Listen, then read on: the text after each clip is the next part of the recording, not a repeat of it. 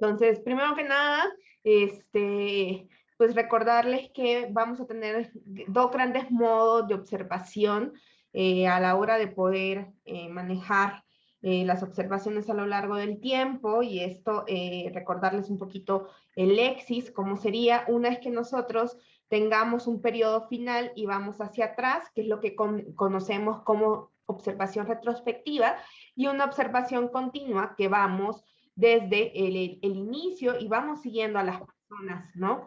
Entonces, eso van a ser dos maneras de observación, digamos que serían como las maneras más ideales para poder tener información de tipo longitudinal que después nos servirían para hacer las tasas y con las tasas podernos aproximar a las probabilidades, ¿no? Eso es como lo que más quisiéramos en el mundo, ¿no? Pero el mundo no es así, ¿no?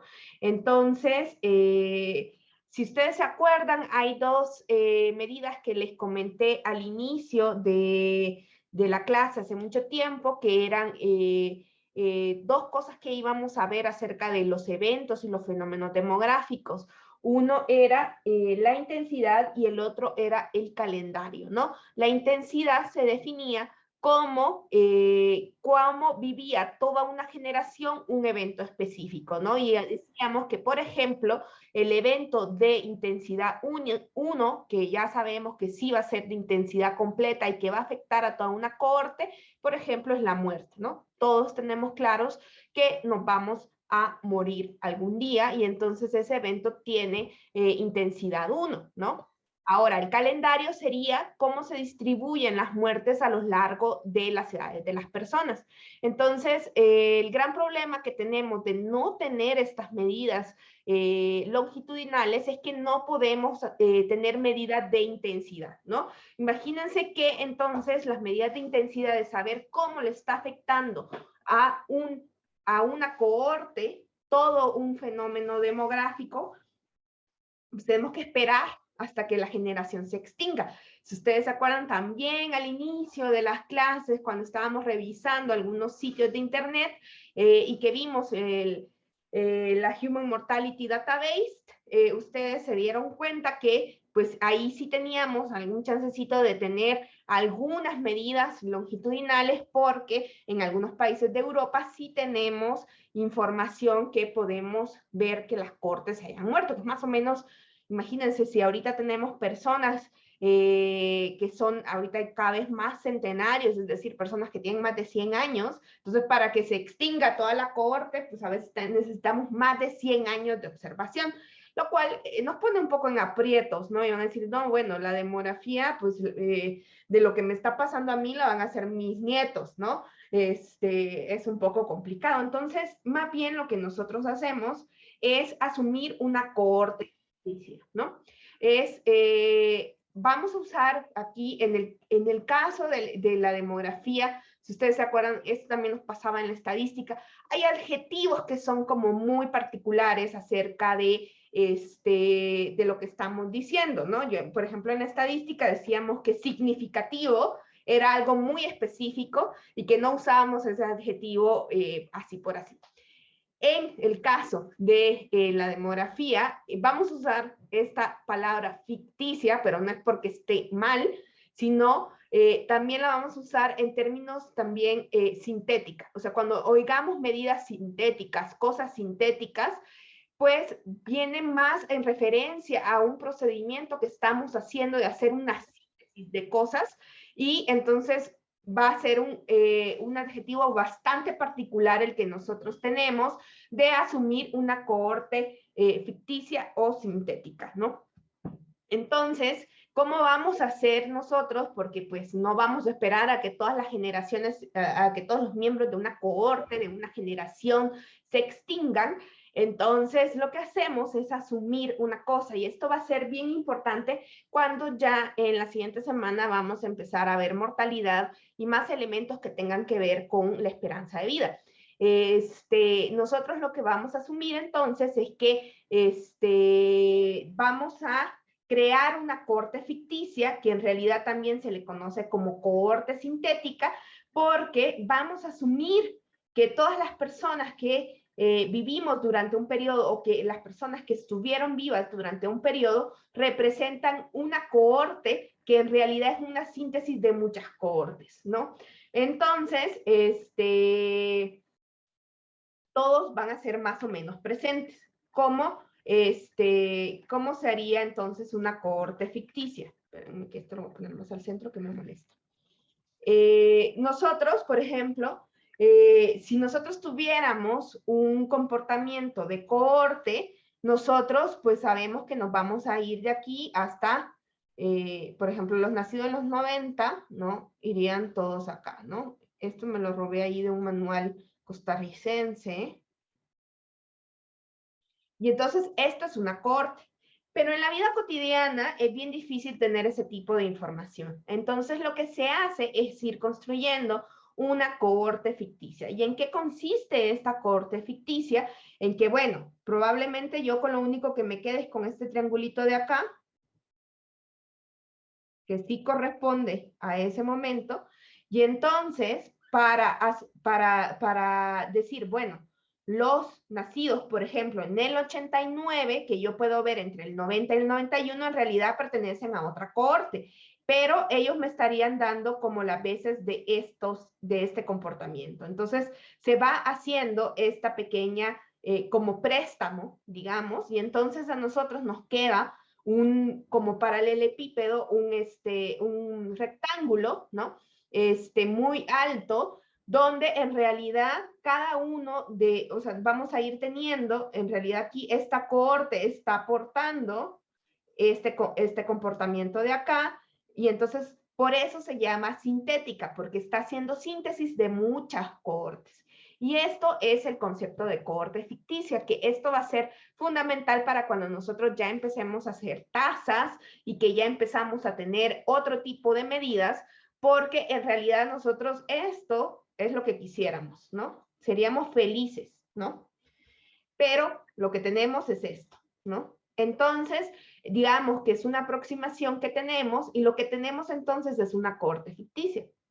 En realidad, por ejemplo, la esperanza de vida al nacer en realidad asume, ¿no? Que nosotros hicimos este préstamo, y por eso cuando ustedes oyen a un demógrafo hablar o a una demógrafa hablar realmente de la esperanza de vida, le van a decir, son los años promedio que puede vivir una persona que nace hoy si el comportamiento de su futuro está basado en todo esto, ¿no? En todos los que estamos observando en el momento del periodo, ¿no?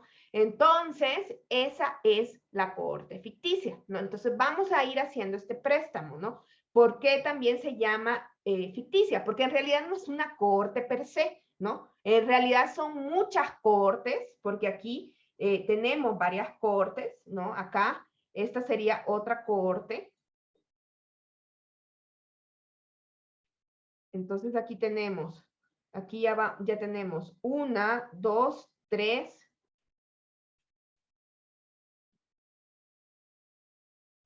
4,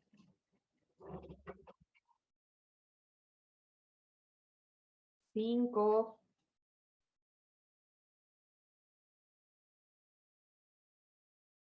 6, por ejemplo. En solo este pedacito tenemos 6 cohortes, ¿no? Eh, pero son las cohortes que nosotros podemos observar en un periodo. Entonces, esta cohorte ficticia que responde a que nosotros tenemos información de periodo, normalmente es más fácil tener información de periodo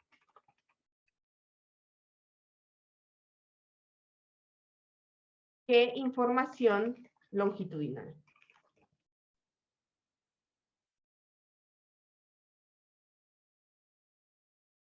Ya quisiéramos nosotros tener información completamente de periodo, pero pues no tenemos, ¿no?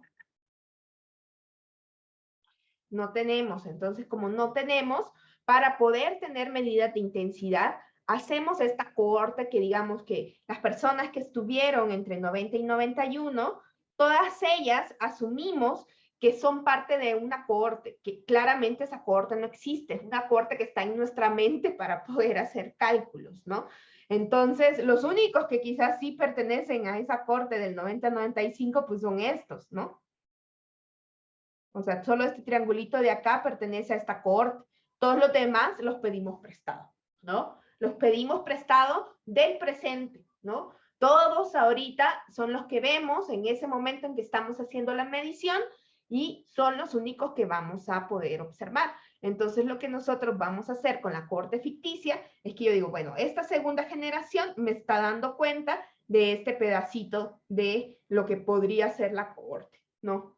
Entonces, en este proceso vamos a tener que hacer varios ajustes cuando nosotros estemos haciendo tasas y estemos pasando esas tasas a probabilidad, porque en este proceso de hacer este préstamo, pues sí estamos haciendo diferentes cosas, ¿no? Y que tienen que ver con las edades y que tienen que ver con otros procesos. Tener mediciones que nos van a dar idea de las personas que están en el tiempo, ¿no? En el momento que estamos midiendo. Nosotros, este tipo de medición de periodo es mucho más fácil de acceder o de tener o de calcular que esta otra, ¿no? Porque ya vimos que pues sería bien costosa, tendríamos que esperarnos más de 100 años para poder hacer una esperanza de vida. Entonces, imagínense que cuando yo les diga, bueno, sáqueme la esperanza de vida de los que nacieron ahorita. No, bueno, espérese que todos se mueran y entonces ya le digo, ¿cuál es la esperanza de vida? No, bueno, o sea, es poco práctico, ¿no? Entonces vamos a tener un montón de medidas que lo que van a ir haciendo y que van a ir asumiendo es esta cohorte ficticia,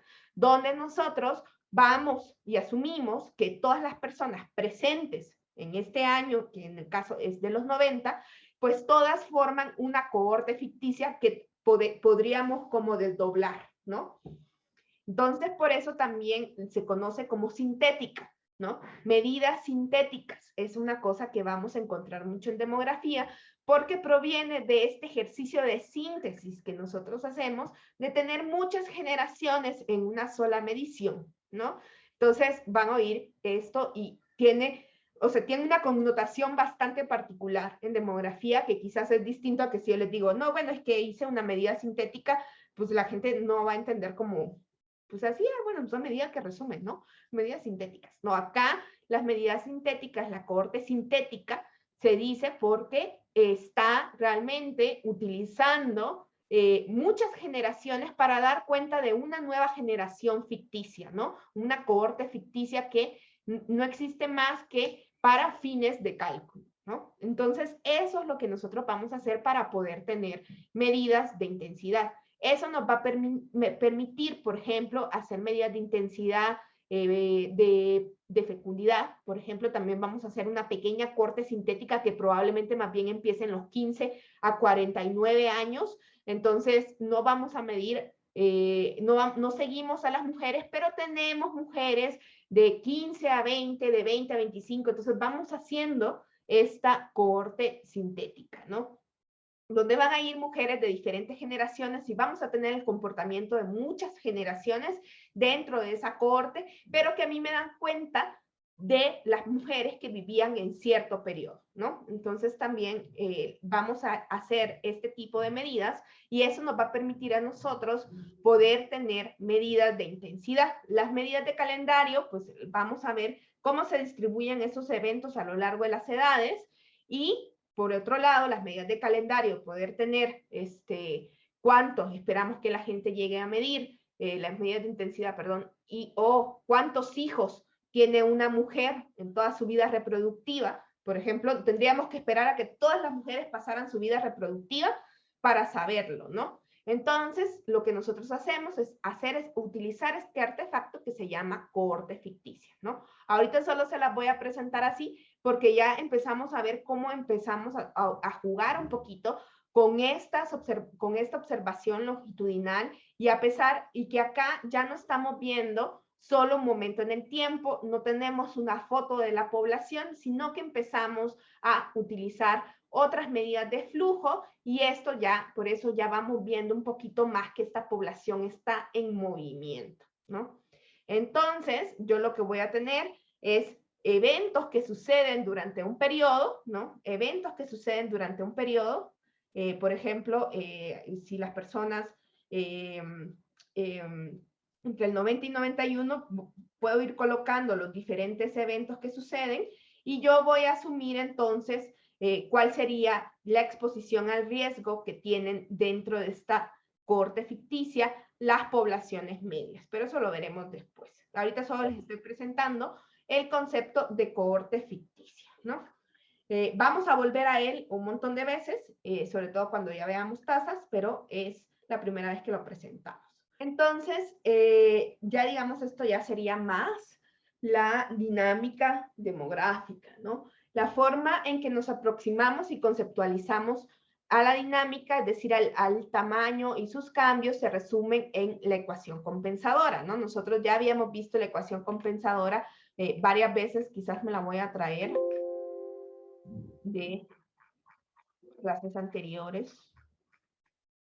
Y ahí están como los cambios, ¿no? Nosotros decimos que, por ejemplo, la población que nos dio el censo del 2020 es igual a la población del 2010, más los nacimientos que ocurrieron entre el 2010 y el 2020, menos las muertes, más los inmigrantes, menos los emigrantes, ¿no? A veces también vamos a poner esto como de defunciones, pero eso está ahí bien, ¿no? Luego me confundo toda porque debería de anotar mejor con el de, me gusta más el de, una de defunciones, ¿no? Entonces, si hacemos esto general, pues decimos que la población en el tiempo t más n, ¿no? Que va a ser una diferencia que vamos a hacer nosotros, es igual a la población en el tiempo t, más lo que pasó en el tiempo t más n, que tenga que ver con los nacimientos, con las defunciones y con la migración, ¿no? Entonces, aquí nosotros ya estábamos viendo un poquito de cambios y veíamos, ¿no? Que incluso en una medida transversal que nosotros tenemos y estamos viendo la población en un momento específico del tiempo, en realidad este proceso, ya sabemos que la población es producto de su pasado y hay como una recursividad en la población que nosotros vemos en un momento específico, ¿no? Entonces, esta ecuación compensadora se llama así, que compensa, ¿no? Porque tenemos, por un lado, dos elementos que pudiéramos mover, ¿no? Nosotros podríamos mover esto y decir, bueno, podríamos pensar entonces que lo que pasa y la diferencia que existe entre la población del tiempo del 2020 con respecto al 2010, en realidad nosotros podríamos pensar que podríamos mandar esto para este lado, ¿no? ¿Sí o no? Yo puedo pasar esto a cerrar. Quiero ver cómo puedo hacer para escribir una ecuación aquí de manera más bonita, porque no se puede. A ver, quiero ver si aquí puedo insertar una ecuación. Aquí está. Ya inserté mi ecuación. Entonces, imagínense entonces que yo tengo el tiempo P. No hay una manera de... Ya me lo voy a llevar después. Entonces, el tiempo T más N, ¿no? Entonces sí se puede.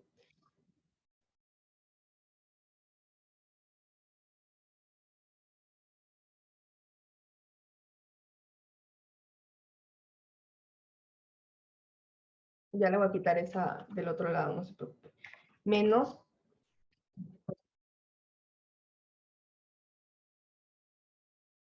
¿Sí o no que puedo hacer eso? Y entonces, lo que yo estoy diciendo es que la diferencia que suceda durante estos dos momentos del tiempo es simplemente lo que pasó. Me voy a robar esto nomás porque necesito mi subíndice.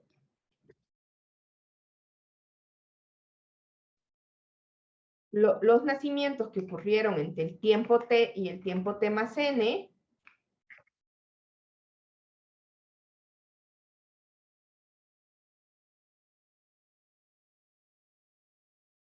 menos las defunciones,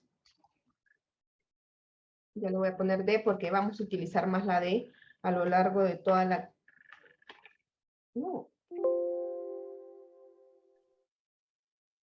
cuando extraño mucho, mucho la pizarra.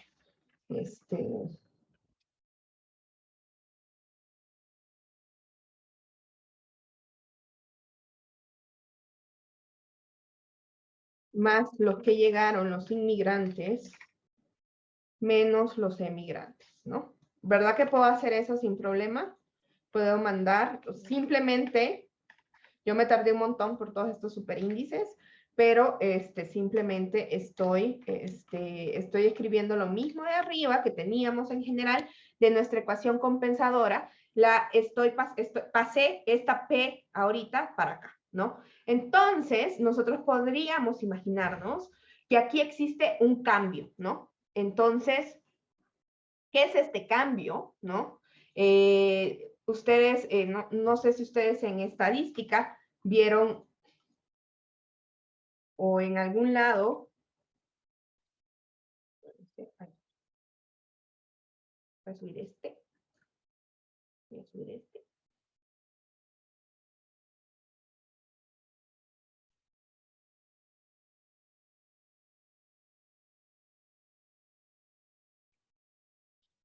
esta diferencia de que nosotros tenemos en los volúmenes de población, lo podemos escribir como un delta, ¿no? Entonces voy a insertar acá.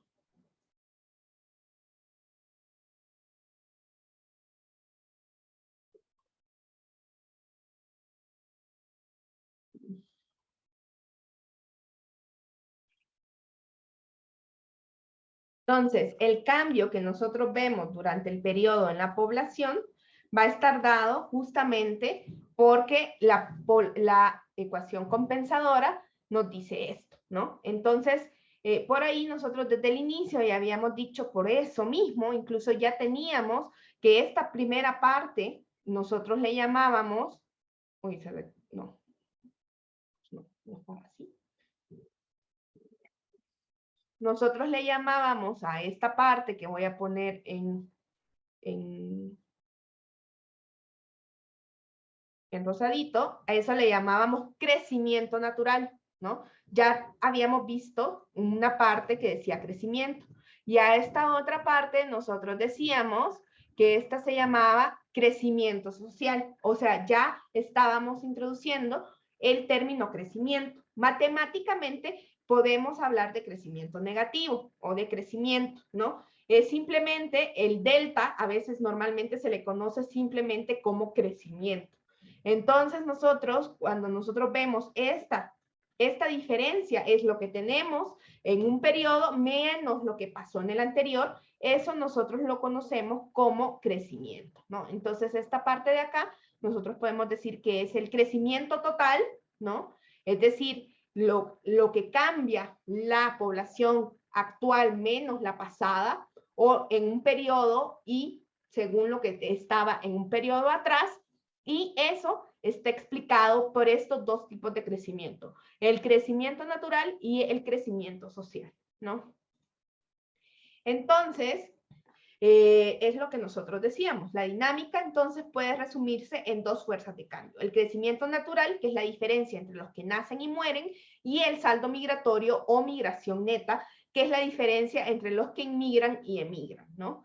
Entonces nosotros vamos a poder despejar cualquier tipo de crecimiento. Normalmente nosotros, y uno de los ejercicios, ustedes pudieran calcular la migración neta. Entonces ustedes simplemente podrían, por ejemplo, yo para calcular el saldo neto migratorio podría decir, bueno, si a mí me dan todo esto,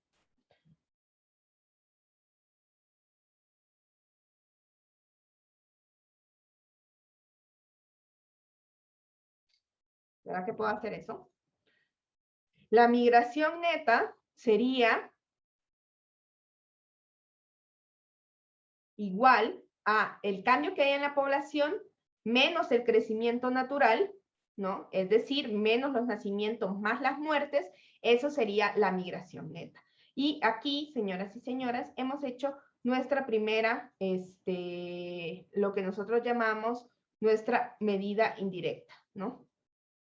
Nosotros no hemos visto la migración, pero tenemos los datos de migración neta. Esas es casi como las únicas medidas de migración neta, de migración que nosotros vamos a hacer a lo largo de este curso. Entonces, decíamos por ahí que ya teníamos entonces estos elementos. En este caso, esto, si ustedes seguramente ya reconocen de dónde lo saqué, esto es de Belty. Belty utiliza ligeramente otra notación, pero básicamente nos dice eso, ¿no? Que los nacimientos menos las muertes, los inmigrantes menos los emigrantes, eso nos da el crecimiento total de la población, ¿no? Entonces ahí lo tenemos nosotros, que tenemos el delta es igual a eso, ¿no? Entonces, justamente nosotros podemos ver el crecimiento dentro de la ecuación compensadora.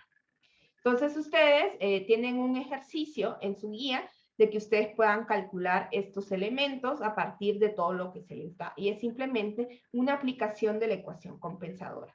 Pero si movemos un poquito la ecuación compensadora que nosotros decíamos, la población actual es producto del pasado más lo que pasó en el periodo, si pasamos esto de acá y tenemos nuestro crecimiento total, ese crecimiento lo podemos dividir en el crecimiento natural y el crecimiento social. Voy a otros conceptos que nos van a ayudar a ver el crecimiento, ¿no? Entonces, si ya vimos como que el crecimiento así, sin apellidos, es simplemente la resta, ¿no?